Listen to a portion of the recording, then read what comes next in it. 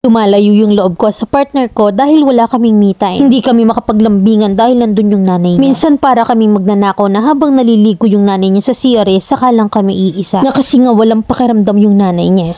24 na ako at meron akong 2 anak. Maagang naging ina at the age of 17 sa panganay ko. Hindi maganda ang naging buhay kasama yung tatay ng una kong anak kaya iniwan ko at nagtrabaho para mabuhay. Year after ay dun ko nakilala yung tatay ng bunso ko ngayon. Going to 5 years na kami and 10 months na yung baby ko ngayon. Nag-live-in kami at nung nabuntis ako saka kami umuwi sa kanila. At nung nagplano kami ng mga anak at dun tumira pinaayos muna namin yung second floor nila para maging sariling kwarto namin. Pinalagyan namin ng CR at lababo para hindi na kami bababa sa baba nila. Ayos yung plano namin na pag-uwi namin dun kami lang. By the way, may unang anak din pala yung partner ko na 12 years na rin at wala namang problema sa akin yun. Ang problema nung lumipat na kami sa kanila ay dun na nga wala man lang ni isang plano ang natupad. Maliit lang yung kwarto pero tabi-tabi kaming matulog dahil yung nanay niya dun din natutulog sa taas. Which is sa kwarto ko na namin. By the way, ate ng partner ko yung nasa baba. Okay lang naman sana sa akin at walang problema na sagot namin yung kinakain ng nanay niya pati na rin ang maintenance. Na as in sa aming lahat. Kasi binabantayan naman niya yung mga bata kasi may work naman kami pareho at binibigyan ko pa rin naman siya ng 500 kada katapusan. Kaso araw-araw kong nai-stress at inaaway yung partner ko na hanggang kailan ba yung ganung setup. Na dati kahit na papaano natitiis ko yun kasi ilang months pa lang naman yung bunso ko nun Ngayon kasi sobrang likot ng matulog at halos nasasakop na niya yung buong higaan ko. Kung tipong wala na nga kayong privacy, masigip pa yung tinutulugan nyo, sino ba namang hindi sisimangot sa araw-araw? Kinukulit ko siya na kahit na mangupahan na lang ulit kami. Na kahit na nga mahirap, okay lang. Na kasi nga gusto ko magkaroon ng peace of mind at privacy.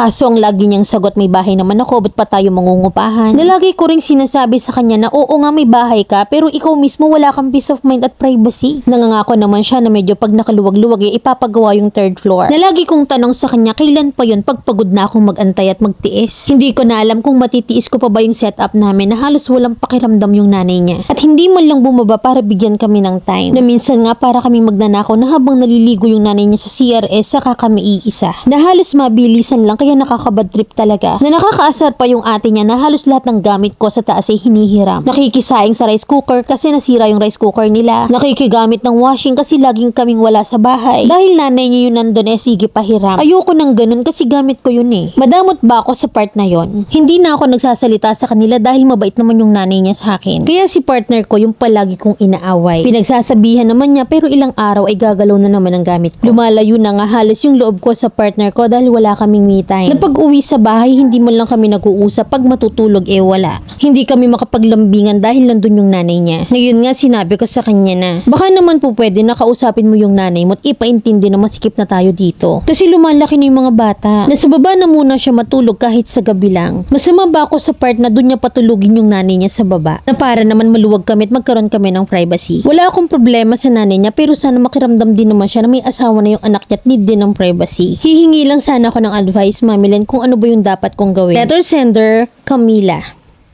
Sa ganyang setup, dapat sa una pa lang hindi ka na pumayag. Napakahilig niyong mamisanan tapos sa uli hindi niyo naman kayang panindigan. Prevention is better than cure. Yung hipag mo na nagsimula sa rice cooker, sa washing, na baka mamaya niyan pati bigas niyo hiramin na rin. Hindi ka madamot sa part na yun kasi napundar niyo yun Na pag ba nasira hati sa pagpapagawa. Tsaka kung gusto mo talagang ibukod ka, hindi mo na dapat pinagbibigyan quickie. Sabikin mo, pangakuan mo ng mga imposible. Para masabik, para maibukod ka na. Kunwari kahit nasa kisame kayo niyong gumawa ng bata. Lahat ng sulok ng bahay bibinyagan nyo. Lahat ng posisyon ibibigay mo. Nadadalhin mo ka mo siya sa langit araw-araw. Landin mo nang may pasabik para mangatal at ibukod ka. Dalawa kayong nagtatrabaho, kayang-kaya nyo O kaya pangunahan mo, humanap ka ng apartment at mag-down ka. Success ka dyan, makakabukod ka. Egis dun sa 3rd floor plan nyo Kasi kahit na umabot pa kayo ng langit at tumabi kay San Pedro, magkakaroon pa rin kayo ng problema dyan.